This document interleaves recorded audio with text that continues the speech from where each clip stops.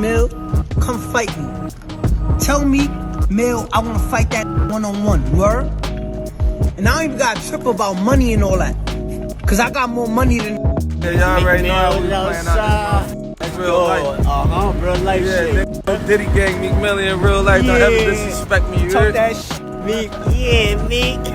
6ix9ine just lit Meek Mill up like never before, and this time, he ain't just trolling now that Meek's name got dragged into that whole Diddy Freak Show mess. This gives 6ix9ine the perfect moment to strike. You already know the beef between Meek and 6ix9ine runs deep, so this mess is about to blow up now.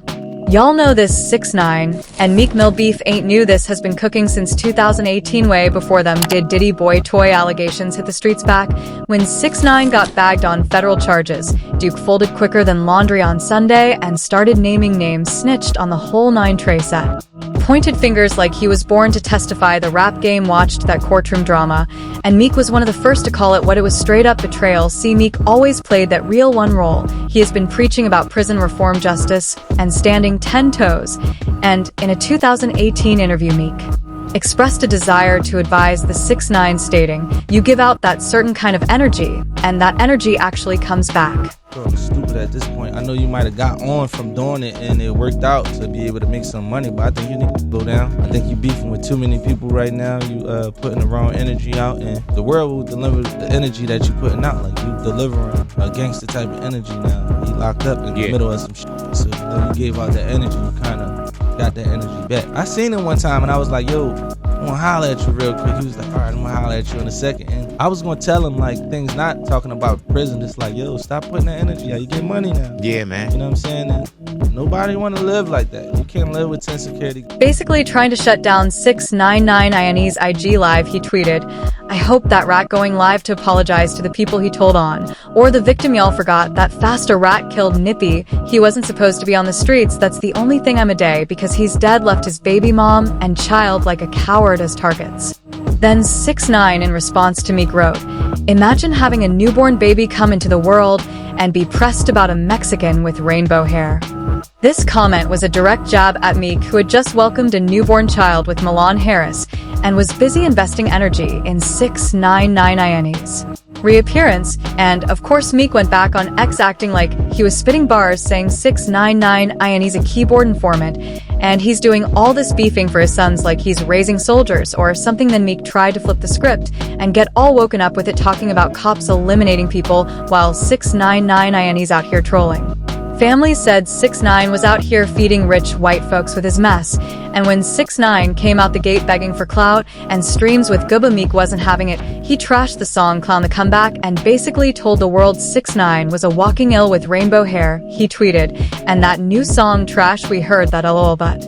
6ix9ine doesn't take L's quietly. Nah, he flipped the script and came for Meek's whole image, said all that activism was capped, that Meek only talks justice when the cameras are on, and all this came to head on February 14th, 2021 outside an Atlanta nightclub. As Meek Mill was exiting the venue, 6ix9ine confronted him, leading to a hot exchange captured on video. In the footage, 6ix9ine is seen shouting at Meek, accusing him of being accompanied by law enforcement, while Meek's security intervenes to prevent physical contact.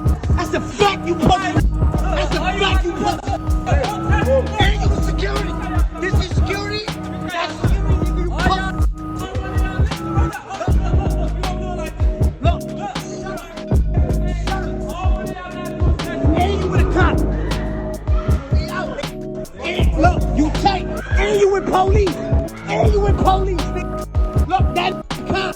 That nigga! Cop Meek later tweeted, "6ix9ine waited outside the club for me. They trying to get us." The incident quickly went viral, with both artists sharing their perspectives on social media. 6ix9ine mocked Meek for having security, while Meek accused 6ix9ine of orchestrating the encounter for publicity.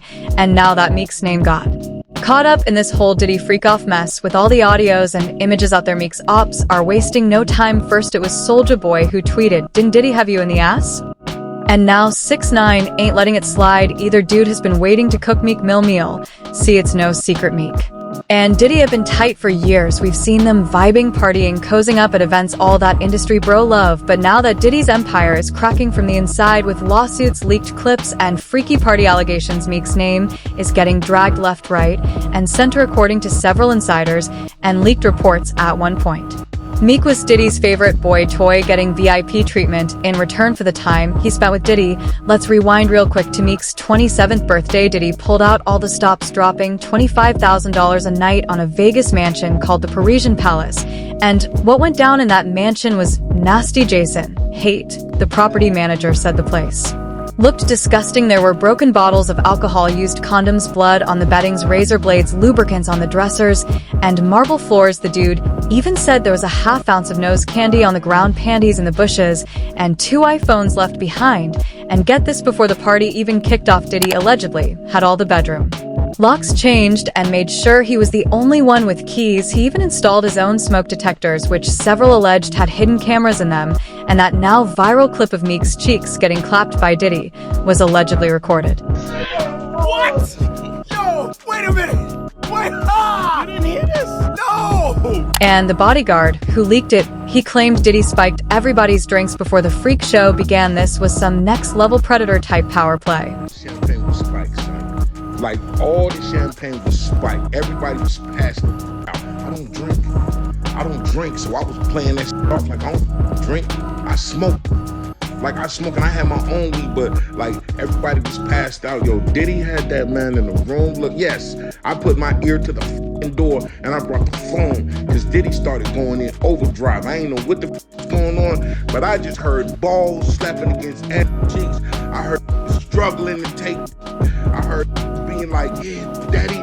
When he started all that daddy this and daddy that, and then I heard some hollering and struggling, like, yeah, I kept the phone there and I recorded all this because I was like. And folks ain't forgetting that one clip that popped up where Diddy literally called Meek daddy. I mean, who calls them homeboys daddy? Hey, what's up, King Son? Man, you doing it, man. You deserve it, daddy. You putting in that work. Proud of you. I love you. Yeah. It had Twitter in flames, and Meek bro was catching strays left and right. He tried to clap back on X. My voice is so powerful. As a black man from the ghetto worldwide, they want it gone. I'm a real king, straight out the trenches, under control of no human. They learned how to damage. Can't stop us of brands. From bots and campaigns like politicians, he even said he dropped $100,000 to figure out who's behind the smear campaign. He tweeted, "The streets know what's up with me is not the case. We talking about business. Side somebody powering these bad campaigns with Meek Mill again. I got 100K for a thorough investigation of who's powering and how exactly my name connect to this." Sounded good, but nothing came of it. No receipts, no investigation, just more tweets. And now folks are asking, if it's all cap, why not clear your name? Why not follow through if you got the bag for it? Or is it all smoke? And these are not theories. In one of the Diddy lawsuits that was filed by Lil Rod, he mentions that Diddy was getting down with Philly rapper who once dated Nicki Minaj. Who else do you know from Philly that bagged Nicki? And we got a lawsuit. So the Lil Rod lawsuit we got. Yeah, I read through the whole thing. And it didn't mention Meek by name, but there was a A footnote. Philly rapper who used to redacted date the name. Nicki Minaj. It was like a Jeopardy question. Duh, who Yeah. is that? There can only be one person on the planet. Unless So- there's a Philly rapper that also dated Nicki that no one knows about. It's obviously Meek Mill. So essentially, I reacted to, like, I literally found out on show, what the f? I'm like, yo, no way Meek Mill. Now, that joint got folks squinching sideways, connecting dots that shouldn't even be in the same puzzle. Then came 6ix9ine in a conversation with academics. He said Diddy once slept right next to him. We sleeping we sleeping right next to each other. Pause. So like, would you like you just not for real? I slept right here. He slept right there. Street Talk says that was a subliminal clean shot at Meek throwing him in that same freaky bed. And you know 6ix9ine, he doesn't just talk, he mocks. This was his moment to hit back for every L Meek tried to hand him over the years. So here we are, 6ix9ine soldier academics and the streets all with their eyes on Meek Mill. Is it all rumors? Maybe, but the internet has been buzzing with reactions. One user wrote, "He is in the pool knowing his is hurting fam." And Diddy recorded it on purpose, talking about "you deserve it, daddy bro is diabolical." Another said, "Diddy used that man on his birthday. I bet Meek Mills hates birthdays now for real." Another user said, "It's amazing at all these Diddy parties, drugs, spiked alcohol freak-offs. Mill just caught in the crossfire of Diddy's crumbling empire. Or is there really more to the story? And how deep do y'all think he really got in Diddy's freak-offs?" Drop your thoughts in the comments, don't hold back. And if you're Riding with unfiltered heat and real deal revelations. Don't just scroll, lock and tap. Like, subscribe, and keep it rolling with the next jaw dropper loading up now.